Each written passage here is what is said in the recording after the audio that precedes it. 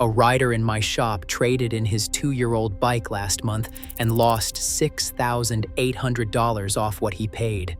The dealer did not blink. Most of these bikes were marketed as holding their value. That claim died the moment supply caught up. I almost recommended one of these to a customer. A wholesale auction buyer I have known for 10 years showed me the actual liquidation sheets.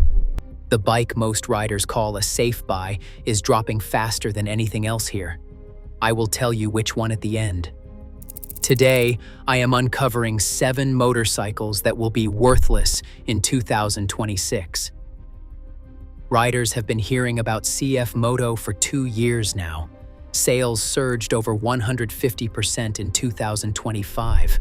The reviews are decent, the price is right, and the marketing departments at every power sports dealer in the country are pushing these bikes as the smart money alternative to Japanese middleweights. Walk onto any dealer lot that carries CF Moto right now and count the used ones sitting next to the new ones. I did this at 3 dealerships in my area last month. Every single one had more used 700 CLX units than new ones on the floor, and the used ones were not moving.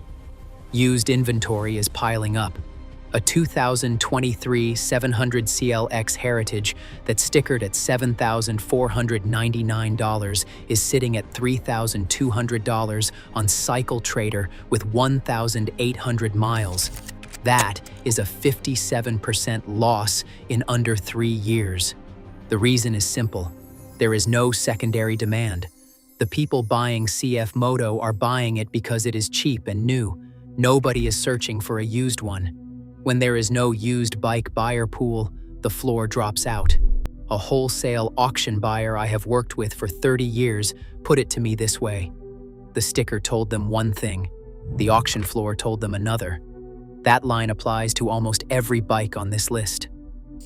For you, this means if you are looking at a new CF Moto because the $7,000 to $8,000 price tag feels like a deal, understand that you are buying a bike with roughly $3,500 to $4,000 in guaranteed depreciation baked in before you ride it home. That is not a deal. That is an entry fee with no exit. The next bike on this list stickered for even less than the CF Moto and already has no factory behind it at all. The used listings are piling up and the asking prices are falling by $200 to $400 a month. Here is why. Number 6. Indian FTR 1200. The Indian FTR was supposed to be the flat track-inspired street bike that brought younger riders into the Indian brand. Polaris pushed that narrative hard from 2019 through 2024. Dealer incentives, social media campaigns, press launches on racetracks. Riders believed they were buying into a growing platform. In February 2025, Polaris quietly confirmed the FTR was discontinued, not with a press release, not with a final edition, with a footnote in a quarterly earnings filing. That is how a manufacturer tells you a bike has no future. And when a platform dies, parts availability becomes a countdown. A service manager at an Indian dealership I spoke with last month told me he is already seeing longer lead times on FTR-specific components, not weeks longer, months longer. The used market reflects this. FTR 1200 S models that sold for $14,999 new in 2022 are listed today for $6,500 to $8,000. Bikes with under 5,000 miles are sitting for 60 days or more on Cycle Trader without a single serious inquiry. If you were considering a used FTR because the price looked like a bargain, think about what happens when you need a fuel pump, a clutch assembly, or an ECU in 2028. No production means no priority. You are not buying a discounted motorcycle. You are buying a parts availability gamble. Those first 2 bikes were niche products with small followings. The next one is one of the best-selling sport bike platforms in the world, and it is still bleeding value at a rate that would shock anyone who has not checked the wholesale numbers in the last 6 months. The gap between what dealers are offering and what riders think their bike is worth runs $3,000 to $4,500.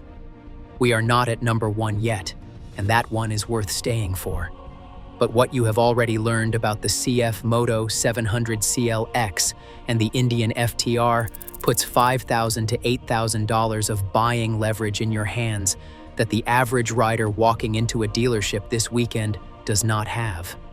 The bike most riders call a safe buy is still coming. Keep that in mind. Number 5. Kawasaki Ninja 1000 SX.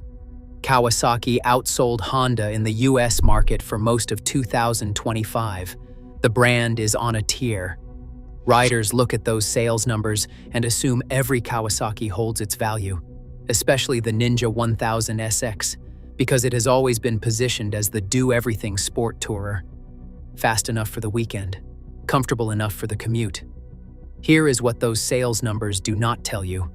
According to data from the National Powersports Auctions, sport bikes as a category dropped 11% in wholesale value between July 2024 and July 2025. The Ninja 1000 SX got hit harder than most. A 2022 model that's stickered at $12,599 now moves at wholesale for $5,800 to $6,400. That is not a retail number. That is what a dealer will pay for it at auction. Your private sale price is only slightly above that floor. The problem is structural. Kawasaki sold a lot of these bikes during the pandemic. Now all those pandemic purchases are hitting the used market at the same time, and there are not enough second buyers to absorb the supply. Manufacturer marketing departments do not mention this when they run press releases about record sales numbers. Record new sales create record used supply. Record used supply kills resale.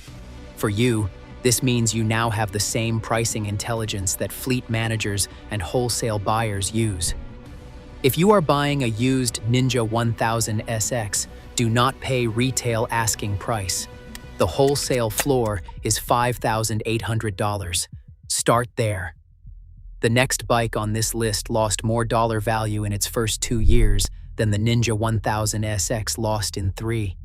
And the manufacturer's own pricing decisions are the reason its owners can never recover what they paid. The loss runs $14,000 to $19,000 per unit. Harley-Davidson launched the LiveWire in 2020 with a starting price of $29,799. The pitch was clear. This was the future of motorcycling, premium electric performance, and Harley-Davidson engineering. The kind of bike that would pioneer a new category and reward early adopters. A rider I know personally bought a LiveWire in 2020. He listed it for sale last fall.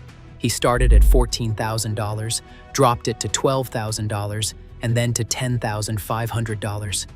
The phone did not ring. J.D. Power now values a 2020 LiveWire between $10,000 and $11,400. That is a 62 to 65% loss in value.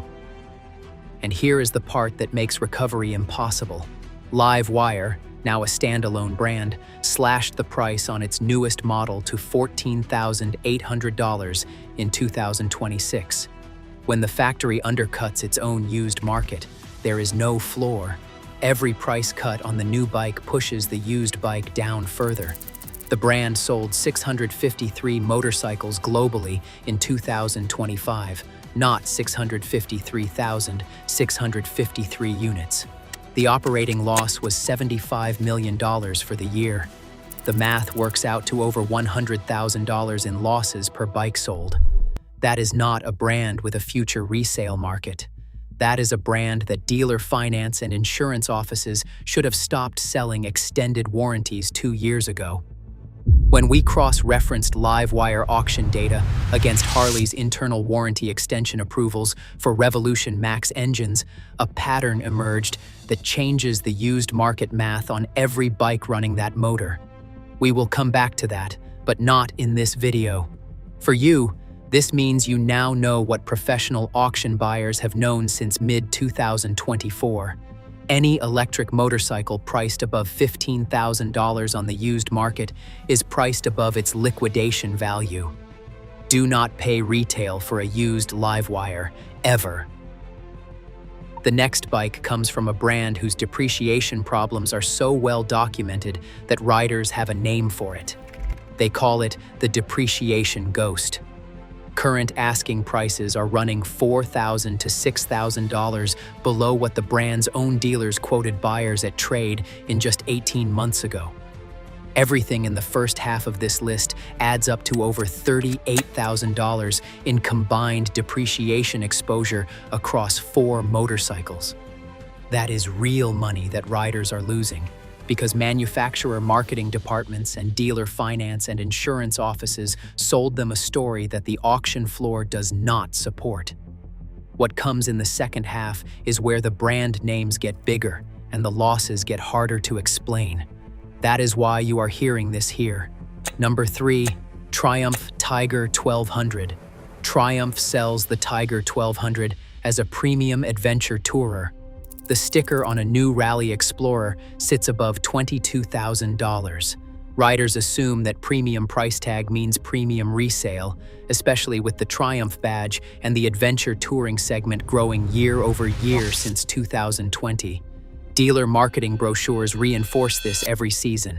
Here is the timeline. In January 2024, a low-mileage 2022 Tiger 1200 Rally Explorer was worth $15,500 to $16,000 on the used market. By September 2024, the same configuration dropped to $13,000.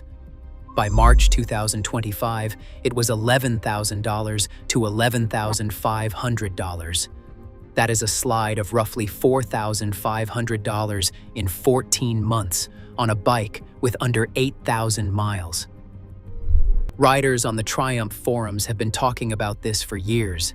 They call it the depreciation ghost. The pattern repeats across the Tiger, the Bonneville Bobber, and the Speed Triple.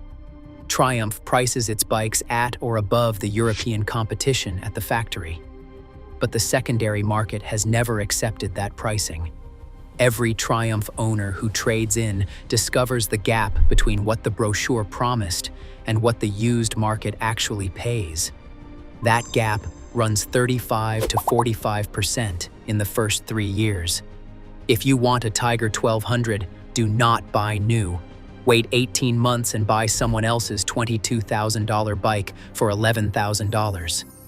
The depreciation ghost works in your favor if you are the second owner. That saves you $8,000 to $11,000 depending on the configuration. The next bike shares an engine platform with the number 1 bike on this list, and the way Harley is handling warranty claims on that shared engine is something every used buyer needs to understand before signing anything. The exposure runs $4,000 to $7,500 per bike depending on mileage.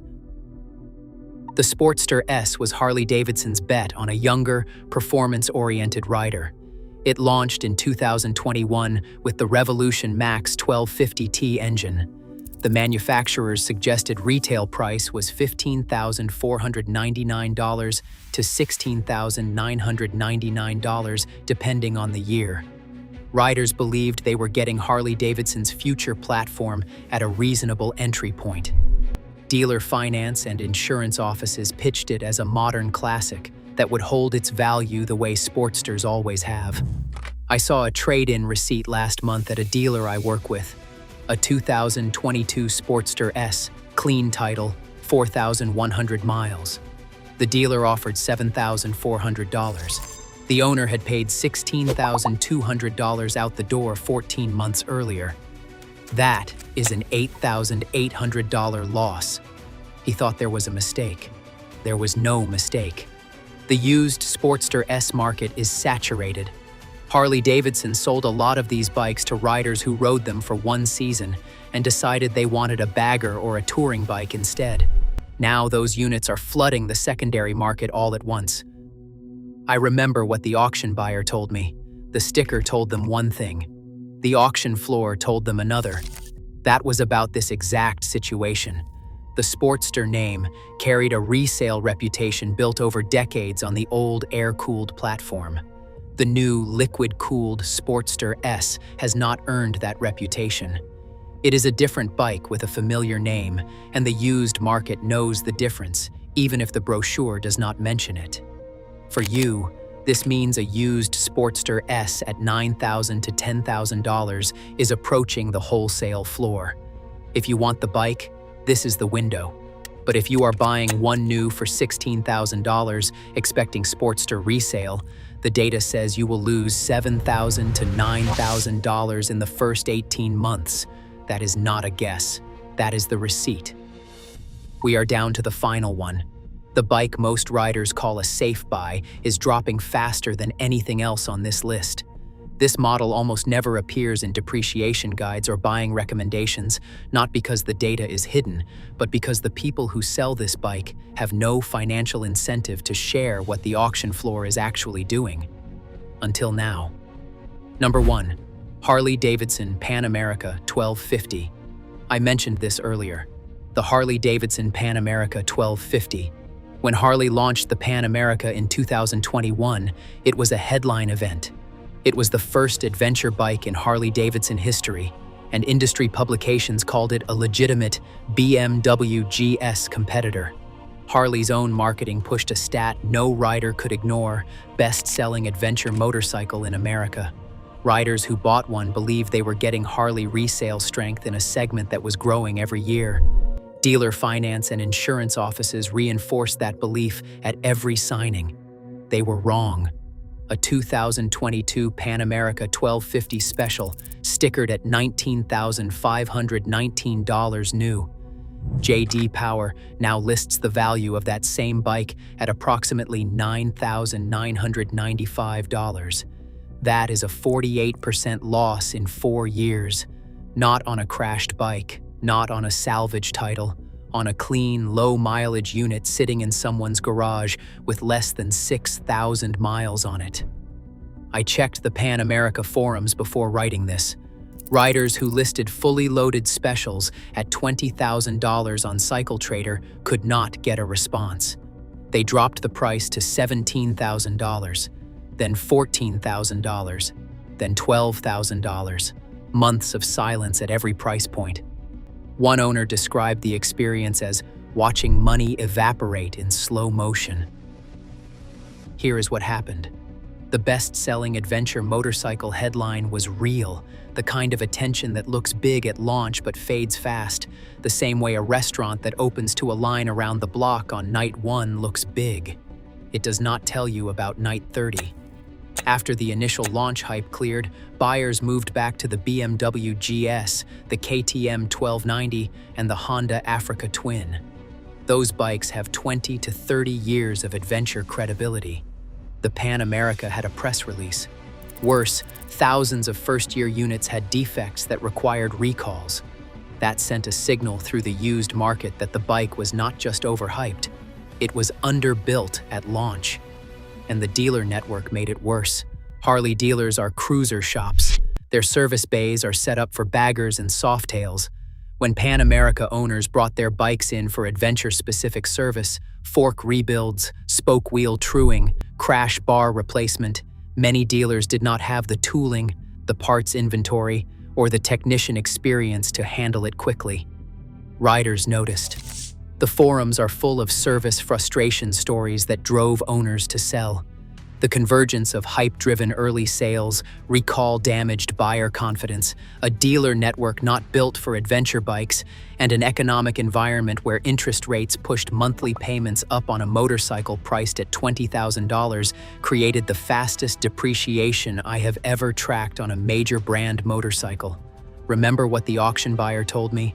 The sticker told them one thing. The auction floor told them another. The Pan America is the single clearest example of that truth in the motorcycle market today. The reason the rider in my shop lost $6,800 on his 2-year-old bike is exactly this. He bought a Harley expecting Harley resale. He got adventure bike resale in a market that never accepted Harley as an adventure brand. For you, This means a used Pan America under $10,000 is finally approaching honest money. If you want the bike and you plan to keep it for 5 years or more, this is where the depreciation curve flattens. But if anyone, dealer or private seller, is asking $14,000 or more for a used Pan America 1250 in 2026, walk away.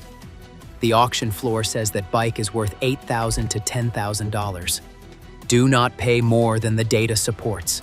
That single decision saves you $4,000 to $6,000 right now. You now know something that changes how you walk into every dealership, every private sale, and every trade-in negotiation for the rest of this year. You are not the average buyer anymore. You have the wholesale numbers. You have the depreciation timelines. You have the model-specific data that dealer finance and insurance offices will never volunteer. Between the CF Moto, the FTR, the Ninja, the LiveWire, the Tiger, the Sportster S, and the Pan America, this list covers over $65,000 in combined depreciation exposure that riders are walking into every day, because nobody with a sales commission has any reason to tell them the truth. But there is one thing from this research I have not told you. When we pulled the warranty extension approval data on the Revolution Max engine, the engine that powers both the Sportster S and the Pan America, a pattern showed up that does not match what Harley is telling its dealer network. We are still verifying it. If what we are seeing is real, it changes the buy or avoid conclusion on every used Revolution Max bike on the market right now. That is the next video. If this saved you from making even one of these mistakes, that video on screen right now goes deeper into the one bike on this list that has the most complicated story behind it. The sticker told them one thing. The auction floor told them another. If you want to keep hearing what the auction floor is actually saying, subscribe. This is the only place these numbers get shared.